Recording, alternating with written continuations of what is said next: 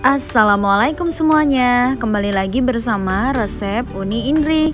Kali ini aku mau share sama teman-teman semua tips dan trik membuat croissant waffle dari Danish Pastry Sheet. Ya, ini dia itu praktis ya teman-teman, dan akan aku bandingkan dengan yang aku buat adonannya secara manual. Nah, untuk adonan yang aku buat ini, teman-teman bisa klik link di deskripsi box untuk lebih lengkapnya dan detail resepnya. Jadi, tonton videonya sampai habis ya.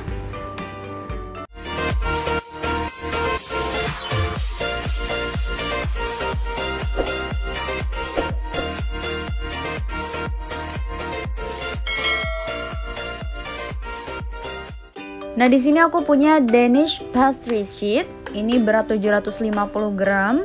Ini tersedia di toko-toko online ya, teman-teman, atau bisa beli di toko-toko roti terdekat.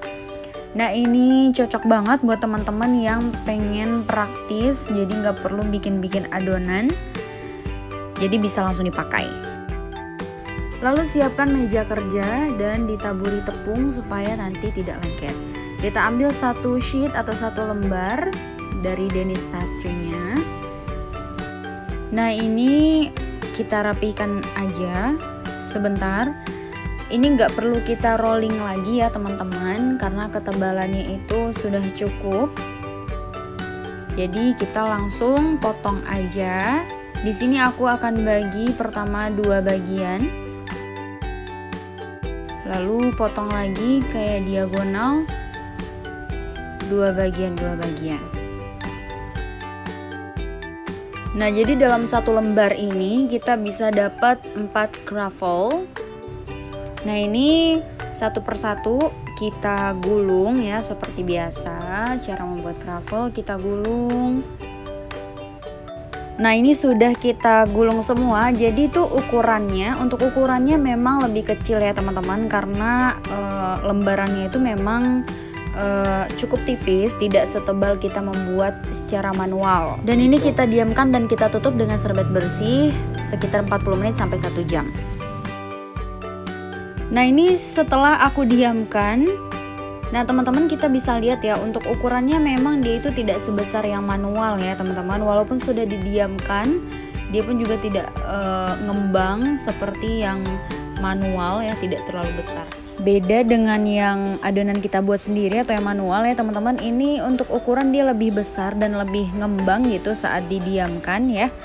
Dan ini seperti biasa kita oleskan air terlebih dahulu, lalu kita taburi dengan gula pasir.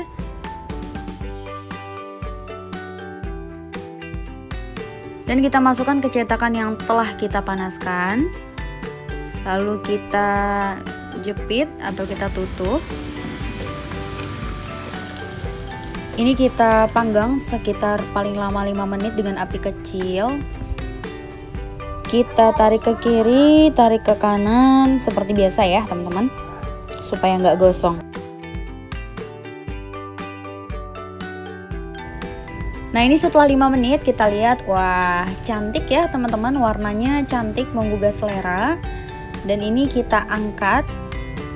Nah, pas diangkat ya teman-teman, memang si Danish Pastry ini tidak sekokoh adonan manual, tapi it's okay, warnanya cantik banget.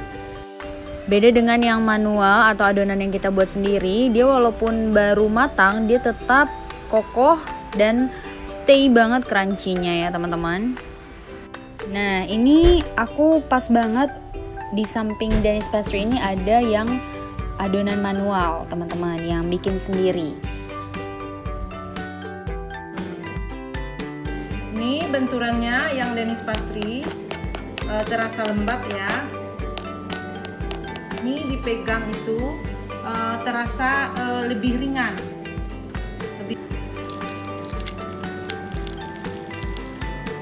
Di dalamnya hampir sama ya, berlayarnya sama. Sekarang kita cobain memakannya ya.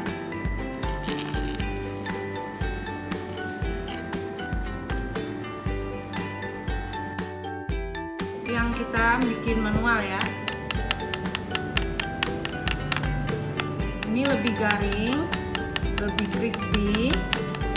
Yang kita bikin manual Nah, setelah dipegang, dia agak berat dibanding Danish pastry. Ini kita potek,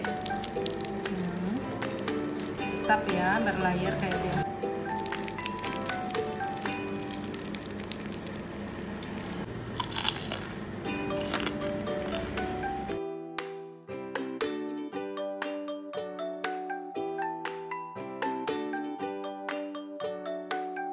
Nah, ini keduanya antara yang Danish pastry sama yang aku bikin adonannya akan aku diamkan semalaman dan aku tes sampai besok ya teman-teman.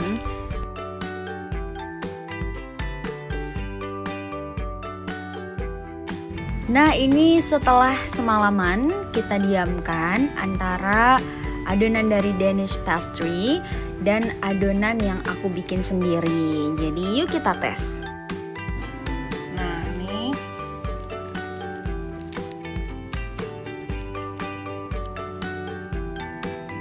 Tapi layernya tetap terjaga dan ininya masih crispy. Ini kita coba makan.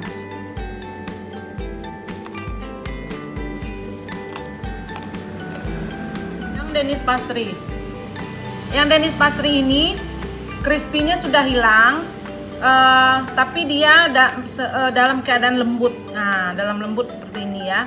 Dia seperti adonan roti. Nah, ini yang Danish pastry. Dia nggak ada crispy sama sekali. Ini kita makan.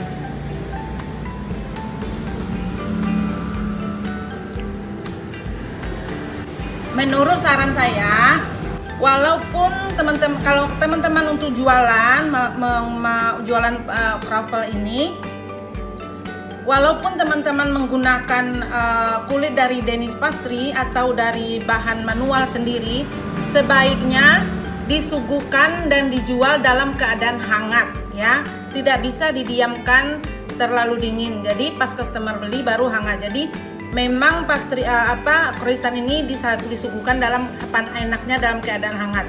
Jadi terserah kalian mau menggunakan adonan manual atau Danish pastry. Kalaupun Danish pastry yang kalian pakai ini harus kalau udah didingin harus di oven kembali. Begitu juga dengan manual. Itu tip dari saya. Nah, jadi gitu teman-teman kesimpulannya antara Danish pastry sheet atau adonan yang kita buat secara manual untuk croissant waffle ini. Dan teman-teman bisa milih sesuai selera teman-teman. Kalau yang adonan yang kita buat sendiri itu kita bisa menakar untuk rasanya, kita bisa sesuaikan dengan selera kita.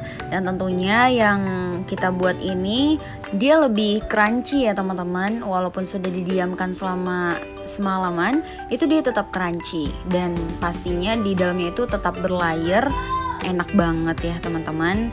Teman-teman juga bisa lihat di deskripsi box ya linknya untuk membuat adonannya.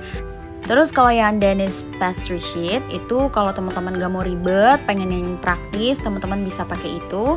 Dan walaupun dia nggak sekokoh atau nggak sekranci yang adonan kita buat secara manual, tapi overall rasanya tetap enak dan dia juga tetap berlayer. Dan buat teman-teman yang lebih suka wafelnya itu agak empuk seperti roti, agak mendekati roti, begitu teksturnya, ini cocok banget buat teman-teman ya. Jadi semuanya tergantung selera ya teman-teman. Selamat mencoba, semoga berhasil. Kalau ada pertanyaan silahkan ditanyakan di kolom komentar. Jangan lupa support aku dengan like, komen, dan subscribe dan nyalain notifikasinya agar tidak tertinggal videoku selanjutnya. Assalamualaikum.